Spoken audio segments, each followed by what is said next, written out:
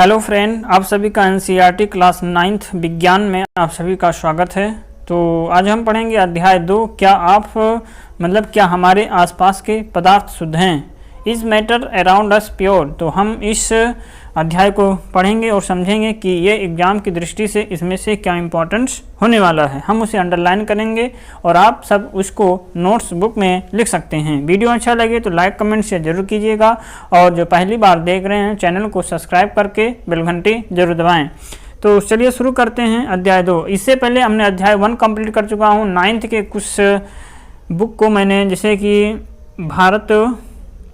समकालीन भारत भाग 1 मैंने समाप्त कर चुका हूं। तो आप एनसीईआरटी क्लास 9th का उसे भी देख सकते हैं।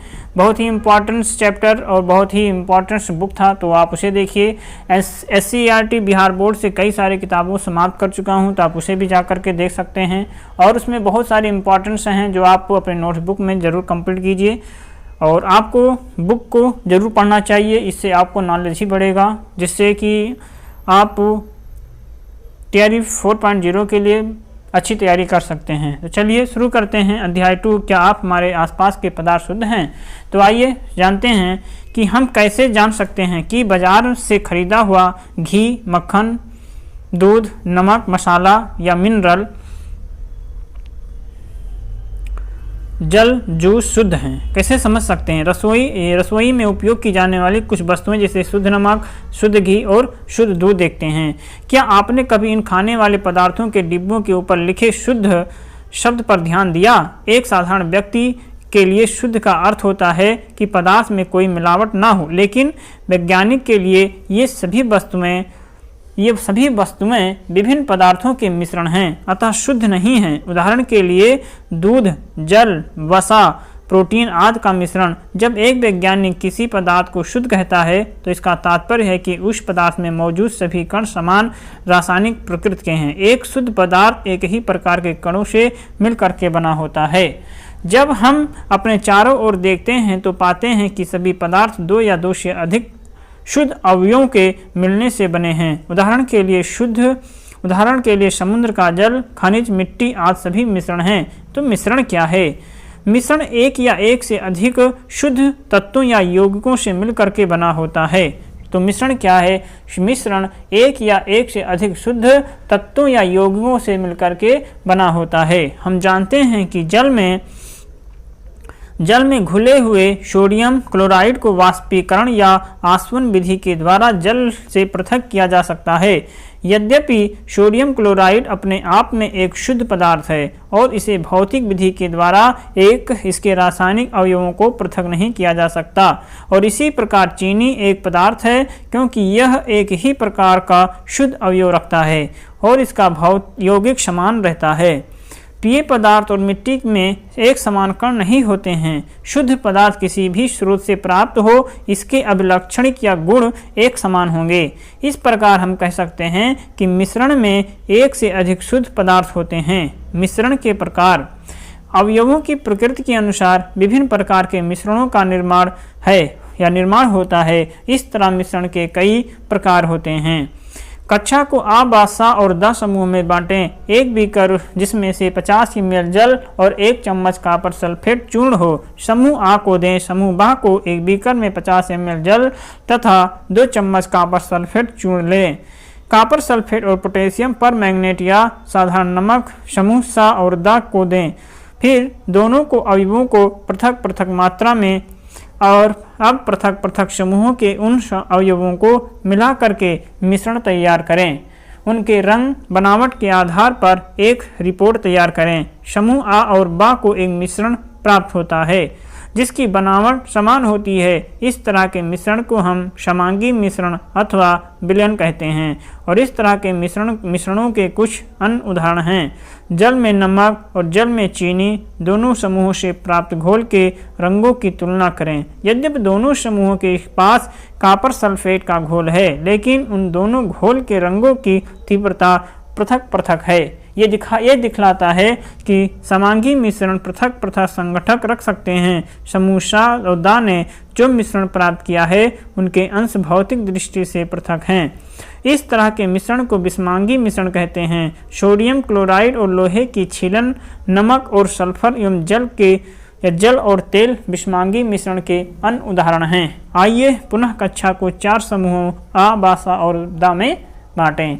प्रत्येक समूह को नीचे दिए हुए नमूनों में से एक दें। समूह आ को कॉपर सल्फेट के कुछ क्रिस्टल दे दें। समूह बा को 1 चम्मच कॉपर सल्फेट दें। समूह सा को चाक का चूर्ण या गेहूं का आटा दें। समूह दा को दूध या स्याही की कुछ बूंदें दें।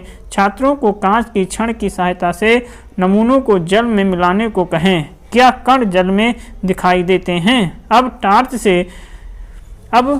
से प्रकाश की किरण को बीकर पर डालें और इसको सामने से देखें। क्या प्रकाश की किरण का मार्ग दिखाई देता है? अब मिश्रण को कुछ समय तक शांत छोड़ दें।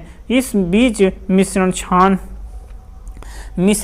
छानने वाले उपकरण को तैयार कर लें। क्या मिश्रण स्थिर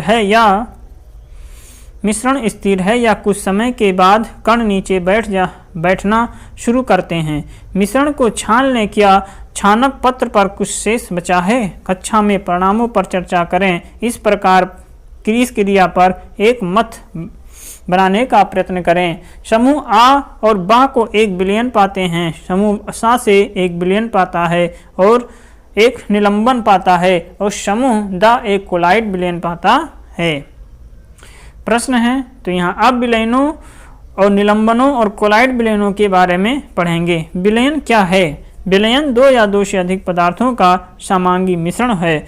अतः आप प्रतिदिन बहुत प्रकार के विलयनों को देखे होंगे। नींबू जल, सोडा जल आदि विलयन के उदाहरण हैं। प्रायः हम एक विलयन को एक ऐसे तरल पदार्थ के रूप में विचार करते हैं जिसमें ठोस, द्रव या गैस मिले हों, लेकिन प्रकृति में ठोस विलयन और गैसीय विलयन भी होते हैं और एक विलयन के कणों को समांगिता होती है। उदाहरण के लिए नींबू जल का स्वाद सदैव समान रहता है। ये दर्शाता है कि इस विलयन में चीनी और नमक के कण समान रूप से वितरित होते हैं। मिश्र धातुएं ये धातुओं के समांगी मिश्रण होते हैं जिन्हें भौतिक क्रिया के द्वारा अवयवों में पृथक नहीं किया जा सकता, लेकिन फिर भी मिश्र धातुओं को मिश्रण माना जाता है क्योंकि ये अपने घटकों के गुणों को दर्शाते हैं और पृथक पृथक संगठक रखते हैं।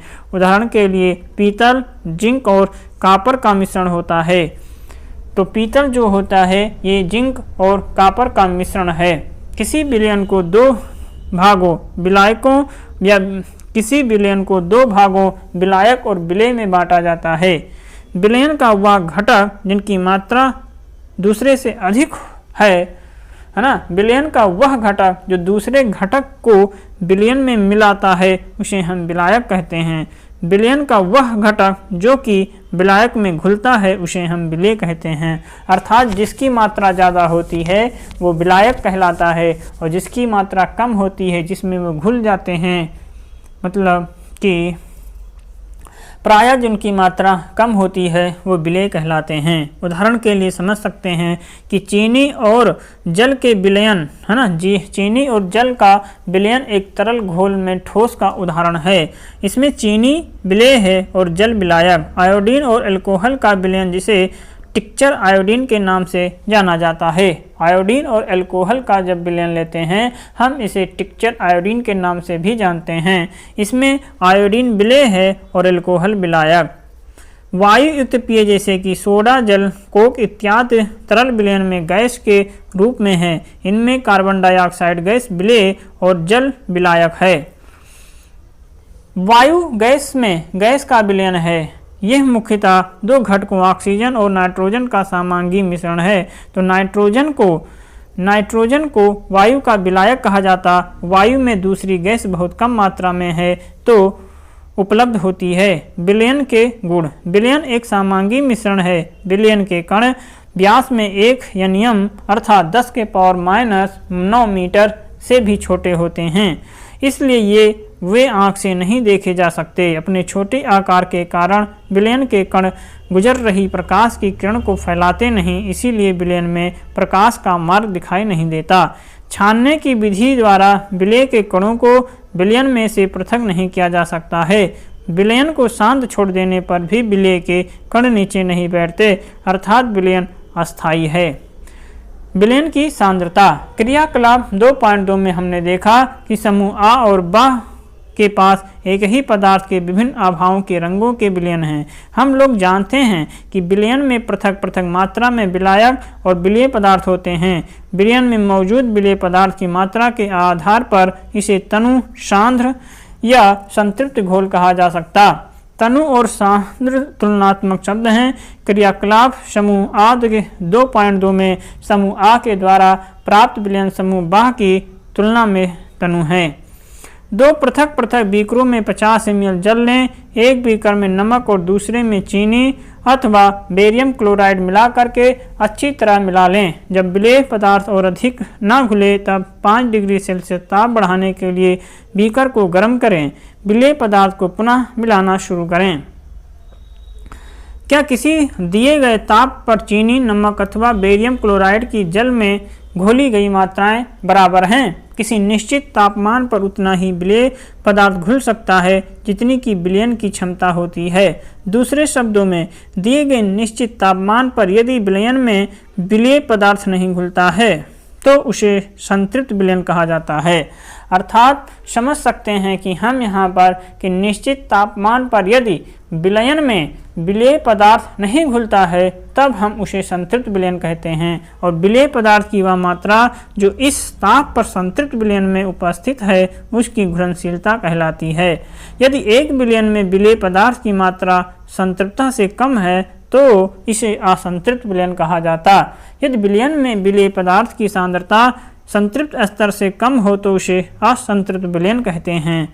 यदि आप किसी इस विशिष्ट ताप पर एक संतृप्त विलयन लें तथा उसे धीरे धीरे ठंडा करें तो क्या होगा? उपरोक्त किए गए क्रियाकलाप से हम कह सकते हैं कि दिए हुए एक निश्चित तापमान पर पृथक पृथक पदार्थों की विलयन क्षमता भिन्न भिन्न होती है। क्षमता क्या होती है? भिन्न होती है। विलायक की मात्रा द्रव्यमान अथवा आयतन में घुले हुए विलेय पदार्थ की मात्रा को विलयन की सांद्रता कहते हैं। विलायक की मात्रा है ना, विलायक की जो मात्रा है ये द्रव्यमान अथवा आयतन में घुले हुए विलेय पदार्थ की मात्रा को, विलायक की मात्रा में घुले हुए विलेय पदार्थ की मात्रा को विलयन की सांद्रता कहते हैं। विलयन की सांद्रता को दर्शाने की बहुत सी विधियां हैं, लेकिन हम ये सिर्फ 3 विधियों के बारे में चर्चा करेंगे। द्रव्यमान अथवा विलयन के द्रव्यमान प्रतिशत बराबर होता है विलेय पदार्थ का मात्रा बटे विलयन का द्रव्यमान गुणे 100। फिर इसके आयतन प्रतिशत की बात होगी तो विलेय पदार्थ का द्रव्यमान बटा विलयन का आयतन गुणे 100। फिर विलयन के आयतन अथवा आयतन प्रतिशत बराबर विलेय का आयतन बटे विलयन का आयतन इंटू 100। अब यहाँ पर इसके कुछ सवाल हैं। तो एक विलयन के 320 ग्राम विलायक जल में 40 ग्राम साधारण नमक विलेय है तो इसके विलयन की सांद्रता की गणना कीजिए। तो विलेय पदार्थ का द्रव्यमान 40 ग्राम और विलायक का द्रव्यमान 320 ग्राम। तो द्रव्यमान विलयन का जो द्रव्यमान है विलेय पदार्थ, चलो इसको कर लेना आप सब, कैलकुलेशन है काफ़ी है ना, तो लंबा है तो इसको ज़्यादा ध्यान दे सकते हैं तो आप इसे पढ़ सकते हैं। हम इसे हटा दे रहे हैं, ठीक है। स्क्रीनशॉट लेकर के समझ लीजिएगा कि इसको समझाना थोड़ा कठिन है यहाँ पे बोर्ड पे, ठीक है। तो निलंबन क्या है इसको पढ़ लेते हैं। निलंबन क्या है? क्रियाकलाप 2.2 समूह सा के द्वारा पाया जाता है कि विषमांगी घोल जो ठोस द्रव में प्रक्षेपित हो जाता है निलंबन कहलाता है ना। विषमांगी घोल जो ठोस द्रव में प्रक्षेपित हो जाते हैं वो निलंबन कहलाते हैं। निलंबन एक विषमांगी मिश्रण है जिसमें विलेय पदार्थ कण घुलते नहीं हैं बल्कि माध्यम की समष्टि में निलंबित रहते हैं। ये निलंबित कण आंखों से देखे जा सकते हैं। निलंबन के गुणधर्म, यह एक विषमांगी मिश्रण है। ये कण आंख से देखे जा सकते हैं। ये निलंबित कण प्रकाश की किरण को फैला देते हैं जिससे उसका मार्ग दृष्टिगोचर हो जाता है। जब इसे शांत छोड़ देते हैं तब ये कण नीचे की ओर बैठ जाते हैं, अर्थात निलंबन अस्थायी होता है। छानन विधि के द्वारा इन कणों को मिश्रण से पृथक किया जा सकता और जब सभी कण नीचे बैठ जाते हैं तो निलंबन समाप्त हो जाता है तथा विलयन में प्रकाश की किरण का प्रकीर्णन रुक जाता है। कोलाइड विलयन क्या है? 2.2 में समुदाय के द्वारा प्राप्त मिश्रण को कोलाइड या कोलाइडल विलयन कहा जाता है। कोलाइड के कण विलयन में समान रूप से फैले होते हैं। निलंबन की अपेक्षा कणों का आकार छोटा होने के कारण ये मिश्रण समांगी प्रतीत होता है, लेकिन वास्तविकता में विलयन विषमांगी मिश्रण ही जैसे है दूध, जैसे कि विषमांगी होते हैं दूध। कोलाइड कणों के छोटे आकार के कारण हम इसे आंख से देख नहीं पाते, लेकिन ये कण प्रकाश के किरण को आसानी से फैला देते हैं, जैसे कि हमने क्रियाकलाप 2.2 में देखा। प्रकाश की किरण का फैलना टिंडल प्रभाव कहा जाता है। टिंडल नामक वैज्ञानिकों ने इसकी खोज की थी। एक कमरे में छोटे छिद्र के द्वारा जब प्रकाश की किरण आती है तब वहां पर हम टिंडल प्रभाव को देख सकते हैं। कॉपर सल्फेट का विलयन टिंडल प्रभाव नहीं दर्शाता। दूध तथा पानी का मिश्रण टिंडल प्रभाव दर्शाता है। हम ये समझ सकते हैं या ये कमरे में मौजूद धूल और कार्बन के कणों के द्वारा प्रकाश के फैलने के कारण होता है। जब एक घने जंगल के आच्छादन से सूर्य की किरण गुजरती है तब वहां हम टिंडल प्रभाव को देख सकते हैं। जंगल के कोहरे में छोटे छोटे जल के कण होते हैं जो कि कोलाइड कणों के समान व्यवहार करते हैं। कोलाइड्स के सामान्य उदाहरण जैसे कि द्रव और गैस में जैसे एरोसॉल होते हैं, जैसे कि कोहरा, बादल और कुहासा। ठोस और गैस में एरोसॉल, धुआं और स्वचालित वाहन, निथार। गैस का द्रव में फोम, जैसे शेविंग क्रीम में फोम, मतलब कि गैस का द्रव में, और द्रव का द्रव में इमल्सन होते हैं, जैसे दूध, फ्रेश क्रीम। और ठोस का द्रव में शोल होता है, मैग्नीशियम, सिल्क, कीचड़। गैस का ठोस में फोम, रबड़, स्पंज ये सब आते हैं। द्रव का ठोस में जेल, जेली, पनीर, मक्खन। ठोस का ठोस में ठोस जेल, रंगीन पत्थर, दूधिया, कांच ये सब आते हैं। कोलाइड के गुणधर्म, यह एक विषमांगी मिश्रण है। आप टिंडल प्रभाव को जब आप किसी जंगल में देखते होंगे, है ना, जब प्रकाश जो पेड़ों के माध्यम से जब प्रकाश हमको दिखाई देता है तो वो हमें टिंडल प्रभाव के माध्यम से दिखाई देता है। या जब खिड़कियों में देखते हैं, वहाँ से जब प्रकाश आता है और उस प्रकाश से हमको धूल के कण दिखाई देते हैं तो वो किसके कारण, वो हमको कोलाइड प्रभाव या टिंडल प्रभाव के कारण दिखाई देता है। कोलाइड के कणों का आकार इतना छोटा होता है कि ये पृथक रूप से आंखों से नहीं देखे जा सकते। ये इतने बड़े होते हैं कि प्रकाश की किरण को फैलाते तथा उनके मार्ग को दृश्य बनाते हैं। जब इनको शांत छोड़ दिया जाता है तब ये कण तल पर बैठते हैं, अर्थात ये स्थायी होते हैं। छानन विधि के द्वारा मिश्रण से पृथक नहीं किए जा सकते, किंतु एक विशेष विधि अपकेंद्रीय तकनीकी के द्वारा पृथक किए जा सकते हैं। कोलाइड विलयन परिक्षिप्त प्रावस्था और परिक्षेपण माध्यम से बनता है। विलेय पदार्थ की तरह का घटक ये परिक्षिप्त कण जो कि कोलाइड रूप में रहता है उसे हम परिक्षिप्त प्रावस्था कहते हैं, तथा वो घटक जिसमें परिक्षिप्त प्रावस्था निलंबित रहता है उसे हम परिक्षेपण माध्यम कहते हैं। कोलाइड को परिक्षेपण माध्यम की अवस्था और परिक्षिप्त प्रावस्था के अनुसार वर्गीकृत किया जाता है। सारणी में कुछ उदाहरण दिए गए हैं। भौतिक एवं रासायनिक परिवर्तन। पिछले अध्याय में हमने पदार्थ के भौतिक गुणों के बारे में अध्ययन किया। ऐसे गुण जिनका हम अवलोकन एवं वर्णन कर सकते हैं, जैसे कि रंग, कठोरता, दृढ़ भाव, घनत्व, द्रवनाक, क्वथनाक इत्यादि को भौतिक गुण कहा जाता। अवस्थाओं का अंतः रूपांतरण एक भौतिक परिवर्तन है, क्योंकि ये परिवर्तन पदार्थ के संगठक में बिना परिवर्तन किए होता है और उनकी रासायनिक प्रवृत्ति में भी कोई परिवर्तन नहीं होता। यद्यपि बर्फ, जल और वाष्प अलग अलग दिखते हैं और ये भिन्न भिन्न भौतिक गुणों को दर्शाते हैं, लेकिन ये रासायनिक रूप से समान होते हैं। जल तथा खाना पकाने वाले तेल दोनों द्रव हैं, लेकिन इनके रासायनिक गुणधर्म भिन्न हैं। इनकी गंध और शालीनता में अंतर है। हम जानते हैं कि तेल हवा में जलता है जबकि जल आग को बुझाता है। तेल का ये रासायनिक गुण जल से इसे अलग करता है। जलना एक रासायनिक परिवर्तन है और जलने की प्रक्रिया में एक पदार्थ दूसरे से क्रिया करके अपने रासायनिक संगठन में परिवर्तन लाता है।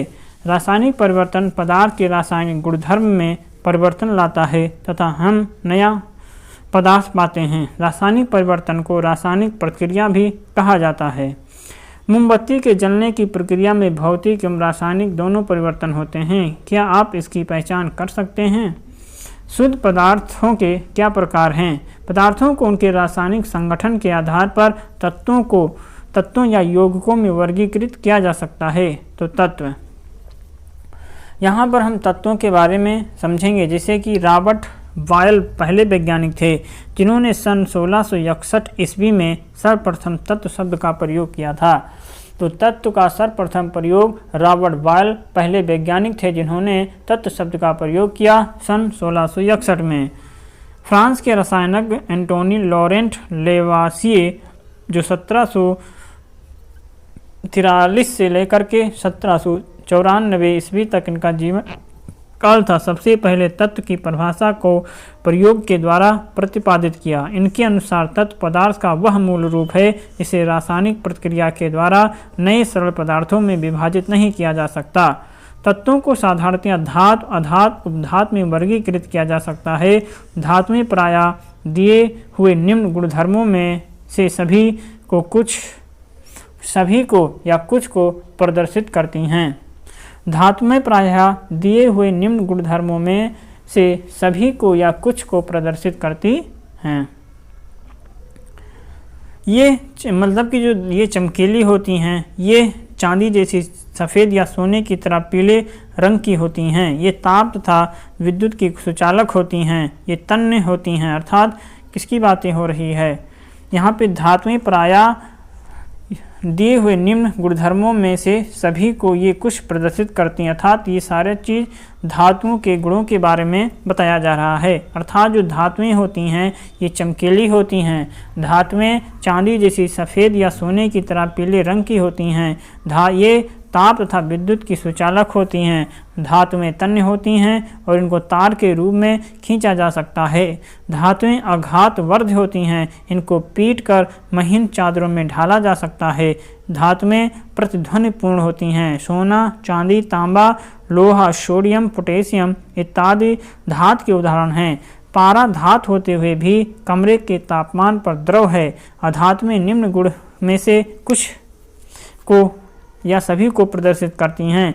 ये विभिन्न रंगों की होती हैं, मतलब कि अधातुएं विभिन्न रंगों में होती हैं। ये ताप और विद्युत की कुचालक होती हैं। अधातुएं चमकीली, प्रतिध्वनिपूर्ण और आघातवर्ध नहीं होती हैं। Hydrogen, oxygen, iodine, carbon, Coke, bromine, chlorine इत्यादि अधातुएं के उदाहरण हैं। कुछ तत्व धातु और अधातु के बीच के गुण को दर्शाते हैं जिन्हें हम उपधातु कहते हैं। जैसे कि बोरान, सिलिकॉन और जर्मेनियम जो हैं ये अधातुओं के अंतर्गत आते हैं। अभी तक ज्ञात तत्वों की संख्या 100 से अधिक है। उनमें से 92 तत्व प्राकृतिक हैं जबकि शेष मानव निर्मित। अधिकतर तत्व ठोस हैं। 11 तत्व कमरे के तापमान पर गैस हैं और 2 तत्व पारा तथा ब्रोमीन कमरे के तापमान पर द्रव हैं। गैलियम तथा सीजियम तत्व कमरे के तापमान से कुछ अधिक तापमान पर द्रव अवस्था में ले लेते हैं। गैलियम और सीजियम। यौगिक। एक यौगिक वह पदार्थ होता है जो कि 2 या 2 से अधिक तत्वों के नियत अनुपात में रासायनिक तौर पर संयोजन से बना होता है। यौगिक होता है 2 या 2 से अधिक रासायनिक तत्वों के एक नियत अनुपात में मिले होते हैं। जब 2 या 2 से अधिक तत्व आपस में मिलते हैं तो हम क्या पाते हैं? क्रियाकलाप। कक्षा को 2 समूहों में विभक्त करें। दोनों समूह को 50 ग्राम लोहे का चूर्ण और 3 ग्राम सल्फर और 1 चीनी मिट्टी की प्याली में दें। समूह है चूर्ण के लोहे और सल्फर पाउडर को पीस करके मिलाएं। समूह 2 को लोहे के चूर्ण और सल्फर पाउडर को पीसकर मिलाएं। मिश्रण को तीव्र ताप पर लाल होने तक गर्म करें। अब ज्वाला को हटा दें। मिश्रण को ठंडा होने दें। समूह ए और 2 में प्राप्त समूहों में चुंबकीय गुण की जांच करें। सामग्री के निकट एक चुंबक को लाएं। जांच करें कि क्या सामग्री चुंबक की ओर आकर्षित होती है। दोनों समूहों के द्वारा प्राप्त सामग्री के रंग और बनावट की तुलना करें। प्राप्त सामग्री के एक भाग में कार्बन डाई सल्फाइड मिलाएं। मिश्रण अच्छी तरह से मिलाइए तथा छान लें। प्राप्त पदार्थ के दूसरे भाग में तनु सल्फ्यूरिक अम्ल या तनु हाइड्रोक्लोरिक अम्ल को मिलाइए। इस क्रिया के लिए अध्यापक का निर्देशन आवश्यक है। इस क्रियाकलाप को लोहा तथा सल्फर तत्वों के साथ अलग अलग दोहराइए। अवलोकन नोट करें। अब उत्तर दें। क्या दोनों समूहों के द्वारा प्राप्त सामग्री दिखने में समान है? किस समूह के द्वारा प्राप्त सामग्री में चुंबकीय गुण विद्यमान है? क्या प्राप्त सामग्री के घटकों को हम पृथक करने में सक्षम हैं? क्या तनु सल्फ्यूरिक अम्ल या तनु हाइड्रोक्लोरिक अम्ल सामग्री पर डालने से दोनों समूहों को गैस प्राप्त होती है? क्या दोनों स्थितियों में प्राप्त गैस की गंध समान है या अलग अलग? समूह 1 के द्वारा प्राप्त गैस हाइड्रोजन है या रंगीन, गंधहीन और ज्वलनशील है? इसकी ज्वलनशीलता की जांच कक्षा में न करें। समूह 2 के द्वारा प्राप्त गैस हाइड्रोजन सल्फाइड है या रंगहीन गैस? इसकी गंध सड़े हुए अंडे जैसी है। आपने पाया कि दोनों समूहों के द्वारा प्राप्त पदार्थ भिन्न गुणों को दर्शाते हैं। यद्यपि प्रारंभ में दिए गए पदार्थ समान थे, समूह 1 की क्रिया के फलस्वरूप भौतिक परिवर्तन हुआ, जबकि समूह 2 की क्रिया के फलस्वरूप पदार्थ में रासायनिक परिवर्तन हुआ। समूह आ के द्वारा व 1 के द्वारा प्राप्त सामग्री 2 पदार्थों का मिश्रण है और दिए गए पदार्थ लोहा सल्फर हैं। मिश्रण का गुण उन दोनों मिले हुए तत्वों के गुण के समान हैं, तो समूह 2 के द्वारा प्राप्त सामग्री यौगिक हैं। अब हम मिश्रण और यौगिक में या यौगिकों के अंतर को समझेंगे। जो मिश्रण होता है ये मतलब कि तत्व या यौगिक केवल मिश्रण बनाने के लिए मिलते हैं, किंतु किसी एक नए यौगिक का निर्माण नहीं करता है। मतलब कि मिश्रण वो कहलाता है जिसमें तत्व अथवा यौगिक केवल मिश्रण बनाने के लिए मिलते हैं, किंतु किसी नए यौगिक का निर्माण नहीं होता। तत्व क्रिया करके नए यौगिक का निर्माण करते हैं, वो यौगिक कहलाते हैं। मिश्रण का संगठन परिवर्तनीय है और नए पदार्थ का संगठन सदैव अस्थायी होता है। मिश्रण उसमें उपस्थित घटकों के गुणधर्म को दर्शाता है, लेकिन यौगिक है नए पदार्थ के गुणधर्म पूरी तरह से भिन्न होते हैं। और मिश्रण घटकों को भौतिक विधियों के द्वारा सुगमता से पृथक किया जा सकता है, लेकिन यौगिक के घटकों को केवल रासायनिक या वैद्युत रासायनिक प्रक्रिया के द्वारा ही पृथक किया जा सकता है। दोनों तत्वों को तीव्रता से गर्म करने पर हमने यौगिक पाया कि जिसका गुण मिले हुए तत्वों से पूरी तरह भिन्न है। यौगिक का संगठन पूरे पदार्थ में समान है। हम ये भी देख सकते हैं कि यौगिक की बनावट और रंग भी सभी स्थानों पर समान हैं। इस प्रकार संक्षेप में हम पदार्थ की भौतिक और रासायनिक प्रकृति को निम्न आरेख के द्वारा प्रदर्शित कर सकते हैं। पदार्थ जो होते हैं ठोस, द्रव, गैस होते हैं, ये शुद्ध पदार्थ और मिश्रण होते हैं। कोई नियत संगठन नहीं होता। शुद्ध पदार्थ के अंतर्गत तत्व और यौगिक आते हैं। सरल पदार्थों में विभक्त नहीं किया जा सकता। उदाहरण के लिए कॉपर, ऑक्सीजन, लोहा, हाइड्रोजन और पारा, अर्थात तत्व वे होते हैं जिनको हम सरल पदार्थों में विभक्त नहीं कर सकते। यौगिक जो होता है ये नियत संगठन होते हैं, अर्थात इनके हम रासायनिक या वैद्युत रासायनिक प्रक्रिया के द्वारा घटक तत्वों में विघटित किया जा सकता है, जैसे कि जल, मीथेन, चीनी, नमक। हम इसको किसी भी वैद्युत रासायनिक प्रतिक्रिया के द्वारा या मतलब कि इसको हम किसी भी रासायनिक प्रतिक्रिया के द्वारा अलग कर सकते हैं। और मिश्रण में आते हैं समांगी मिश्रण और विषमांगी मिश्रण। समांगी मिश्रण जो होता है ये समान संगठन होते हैं और विषमांगी जो होते हैं ये असमान संगठन होते हैं। अर्थात उदाहरण के लिए समान संगठन में जल में चीनी का मिश्रण, जल में नमक का मिश्रण, कार्बन डाइसल्फाइड में सल्फर और जल तथा अल्कोहल आदि का मिश्रण। लेकिन बालू तथा नमक का मिश्रण ये विषमांगी असमान मिश्रण है। चीनी तथा नमक असमान है। लकड़ी, रक्त, तेल में जल का मिश्रण असमान के अंतर्गत आते हैं। हम इस पाठ में क्या सीखे हैं, आइए इसे भी एक सरसी निगाहों से एक संक्षेप में पढ़ते हैं और समझते हैं कि मिश्रण क्या होता है। मिश्रण में एक से अधिक पदार्थ किसी भी अनुपात में मिले होते हैं।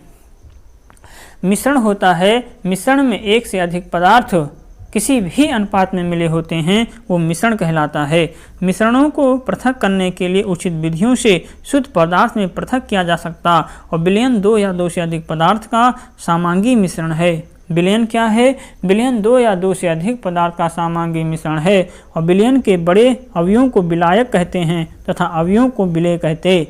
विलयन की सांद्रता उसके इकाई आयतन में उपस्थित विलेय का द्रव्यमान अथवा आयतन है। वो पदार्थ जो विलायक में आघूलनशील तथा आँखों से देखा जा सकता है, निलंबन कहलाता है। अर्थात वो पदार्थ जो विलायक में आघूलनशील हैं तथा आँखों से हम देख सकते हैं वो निलंबन कहलाता है। निलंबन एक विषमांगी मिश्रण होता है। कोलाइड एक विषमांगी मिश्रण है जिसके कणों का आकार इतना छोटा है कि उन्हें सरलता से देखा नहीं जा सकता, किंतु इतना बड़ा है कि ये प्रकाश का फैलाव कर सकने में सक्षम होते हैं। कोलाइड उद्योगों में दैनिक जीवन में महत्वपूर्ण है। विलेय कणों को प्रक्षिप्त अपरावस्था कहते हैं और विलायक जिसमें वे पूरी तरह से वितरित रहते हैं उसे हम परिक्षेपण माध्यम कहते हैं। शुद्ध पदार्थ तत्व या यौगिक हो सकते हैं। तत्व पदार्थ का वह मूल रूप होता है जिसे रासायनिक क्रिया के द्वारा सरल पदार्थ में विभाजित नहीं किया जा सकता। यौगिक वो पदार्थ हैं जो दो या दो से अधिक तत्वों के स्थिर अनुपात में रासायनिक रूप में संयोजन से निर्मित होता है। यौगिकों के गुण उसमें निहित तत्वों के गुणों से भिन्न होते हैं, जबकि मिश्रण में उपस्थित तत्व और यौगिक अपने अपने गुणों को दर्शाते हैं। और इसी के साथ यह अध्याय भी समाप्त होता है। यह अध्याय समाप्त होता है और यहाँ पर इसके प्रश्नों के उत्तर को आप सभी को कमेंट बॉक्स में देना है या अपने नोटबुक में ज़रूर लिखेंगे। इससे आपकी जानकारी में वृद्धि ही होगी। तो इसी के साथ ये हमारा अध्याय समाप्त होता है और हम मिलेंगे एक नए अध्याय में। अध्याय 3 पढ़ेंगे अगले क्लास में। वीडियो अच्छा लगे तो लाइक कमेंट शेयर जरूर कीजिए और जो पहली बार देख रहे हैं चैनल को जरूर सब्सक्राइब करके बेल घंटी दबाएं। तो हम मिलेंगे अगले अध्याय में। तब तक आप पढ़ते रहें, मस्त रहें। नमस्कार।